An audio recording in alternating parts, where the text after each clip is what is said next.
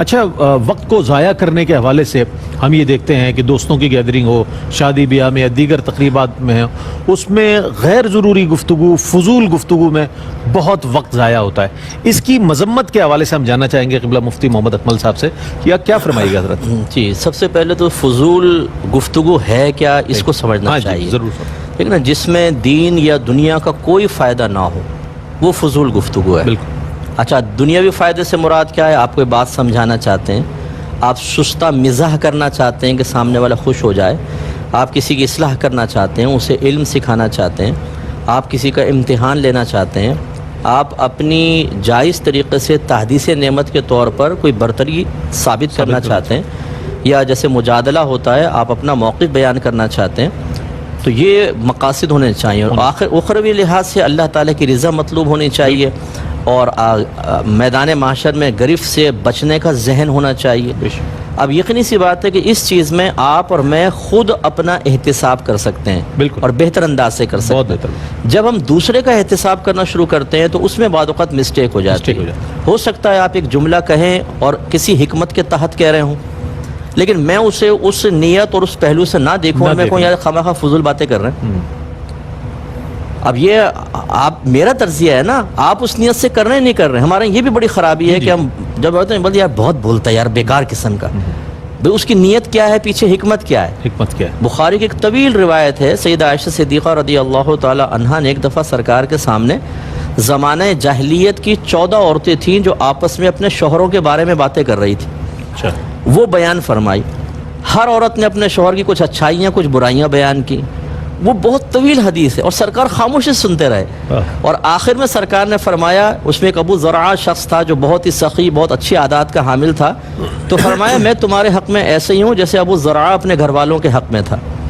اب اس کو آپ سمجھے، اگر آپ صرف اس کو دیکھیں نا روایت کو، بھئی زمانے جاہلیت کے عورتوں نے آپس میں بات کی شوہر کی، کیا ضرورت؟ لیکن سیدہ عائشہ صدیقہ رضی اللہ تعالیٰ عنہ بیان کر رہی ہیں، وہ بھی کسی حکمت کے تحت. اور نبی کریم نے سن کر یہ نہیں کہا کہ عائشہ بڑا ٹائم ضائع کر دیا، کیا فائدہ ان کی باتیں کرنے کا. نہیں، آپ نے بلکہ اس وقت تبصرہ کیا.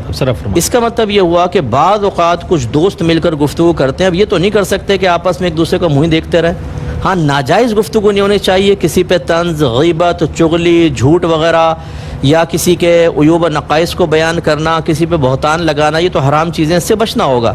لیکن جب دوست مل کر بیٹھتے ہیں تو یقیناً بعض اوقات، اب آج کل کے دور میں اتنا زیادہ پریشر ہے ہمارے پر مختلف چیزوں کا، اب آپ انسان کی زبان بھی بند کر دیں کہ بولو ہی نہیں تم، وہ کیا کرے گا بیچارہ؟ وہ کیسے اپنا معافی ضمیر بیان کرے گا؟ کیسے اپنے اندر کی جو تکلیفیں اور بڑھاسے وہ نکالے گا؟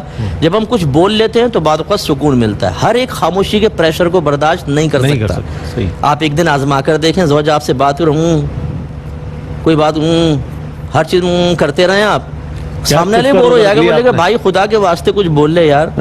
تو یہ ایسی خاموشی بھی مناسب نہیں ہوتی کہ جہاں کام کا آپ کو بولنا ہے وہاں پر بھی آپ فضول کوئی کا ذہن بنا کر سامنے والے کو شدید قسم کی کوفت میں مبتلا کریں. زوجہ اپنا معافی ضمیر آپ کے سامنے بیان نہیں کرے گی تو کس کے سامنے کرے گی؟ اسے آپ کو وقت دینا ہوتا ہے. بعض اوقات بچے ایسی گفتگو کر رہے ہوتے ہیں کہ سننا پڑتا ہے باپ کو کہ چلو یار بول رہے ہیں نا، ذرا فرینکنس بڑھتی ہے، بچے ذرا تھوڑا قریب آتے ہیں باپ کے. اب آپ ایک دم فوراً نہیں بڑا فضول بات نہیں، خاموش، پورا گھر خاموش گھوم رہا ہے ادھر سے ادھر، جیسے یہ اظہار رائے کی آزادی کے خلاف ہے. پراسرار انداز کے اندر کوئی یہاں سے نکل کے اس کمرے میں چلا گیا، اس کمرے کے اندر چلا گیا. ہمارا مذہب تو ایسا نہیں منع کرتا.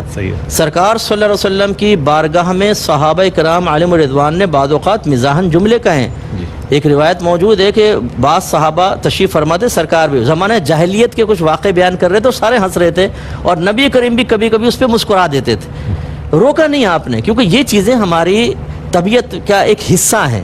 آپ ان چیزوں سے بھی روک دیں گے، یہ طبیعت کے بالکل خلاف ہے. ایسی بات صحابہ کرام نے پوچھا، سرکار صلی اللہ علیہ وسلم نے فرمایا کہ تم راستے پر بیٹھنے سے بچو، راستے کے کنارے. صحابہ کرام نے دائرہ ادب میں رہ کے گفتگو، یا رسول اللہ ہم تو وہاں بیٹھتے ہیں، آپس میں گفتگو کرتے ہیں، یعنی یہ مجالس تو ہماری چلتی ہیں، آپ اس سے منع کر رہے ہیں. سرکار نے فرمایا تو پھر راستے کا حق ادا کرو. اچھا، عرض کے راستے کا حق کیا ہے؟ فرمایا کہ سلام کرو، یہ سلام کا جواب دو، نیکی کا حکم کرو، برائی سے روکو. واہ سبحان اللہ. یہ نہیں فرمایا کہ تم مل کر بیٹھتے کیوں ہو، خاموش رہو، فضول ٹائم نکلے گا. اب یقینی سی بات ہے ہر ایک گفتگو مذہبی اعتبار سے نہیں ہوتی ہے، بعض دنیاوی اعتبار سے بھی ہوتی ہے. اب اس کا مطلب یہ ہوا کہ آپ اور میں خود اپنا احتساب کریں، بیکار فضول باتیں نہ کریں. کام کی بات ہونی چاہیے لیکن ہونی چاہیے. اگر ہم بالکل ہر ایک اس خوف کی وجہ سے زبان کا استعمال چھوڑ دیں کہ نہیں یار کہیں مجھ سے فضول گوئی نہ ہو جائے یا فضول ٹائم ضائع نہ ہو جائے، تو اس میں پھر ہمارا جو کاروبار زندگی ہے اور جو عام نارمل زندگی ہے وہ متاثر ہوگی، اور اس کی خرابیاں میں نے بہت زیادہ دیکھی ہیں معاشرے کے اندر۔ پازیٹیو بولیں، اچھا بولیں، اس میں انشاءاللہ وقت ضائع نہیں ہوگا، نیت اچھی رکھیں، دنیا کا فائدہ و آخرت کا، اور دوسرے کے بارے میں حتی الامکان حسن ظن قائم رکھیں۔ میں ایک مثال دیتا ہوں، بس آخری بات۔ جی جی فرمائیے۔ بعض اوقات باپ کہتا ہے بیٹا پانی لاؤ، پانی پانی۔ اب ہم پڑھتے ہیں گرامر، اس کے اندر یہ 2 مرتبہ جو لفظ دہرائے اس کو تاکید کہتے ہیں، اور یہ وہاں بولا جاتا ہے جب ہمیں خوف ہوتا ہے کہ سامنے والا شاید میرے پہلے لفظ کو یا پہلی بات کو نہیں سمجھ سکا ہوگا، تو ہم 2 دفعہ اور دہرا دیتے ہیں کہ اگر تم نے سنی لیا ہے تو وہی ہے جو تم نے سنا ہے، اور اگر پہلا تم سے صحیح نہیں سن سکے تو پھر اور 2 دفعہ سن لو۔ اس کو تاکید کہتے ہیں۔ رحمت کونین صلی اللہ علیہ وسلم بعض اوقات اہم بات کو بیان کرتے ہوئے خود صحابہ کرام کہتے ہیں اپنی بات کو 3 دفعہ دہراتے تھے۔ بتائیں کیا یہ فضول گوئی ہے؟ جب 1 دفعہ ہو گیا تو 3 دفعہ کیوں دہرایا؟ اس کا مطلب یہ ہے کہ کسی صحیح مقصد کے لیے اگر آپ بات کو دہراتے ہیں اسے فضول گوئی نہیں کہا جا سکتا۔ اس لیے دوسرے کا احتساب کے بجائے اپنا احتساب کریں۔ ہاں اگر آپ محسوس کرتے ہیں جو آپ کے متبعین ایسا کر رہے ہیں اور آپ یہ سمجھتے ہیں فضول گوئی کر رہے ہیں، تو بڑے احسن انداز سے ان کو یہ چیز سمجھا دیں کہ حکمت کے تحت بات کریں، فضول نہ کریں، ان کو خود شعور حاصل ہوگا۔ پھر بھی نہیں ہے تو پھر آپ ان کو خاموشی سے اور تنہائی کے اندر سمجھائیں۔ بہت اچھی بات، بہت اچھی بات۔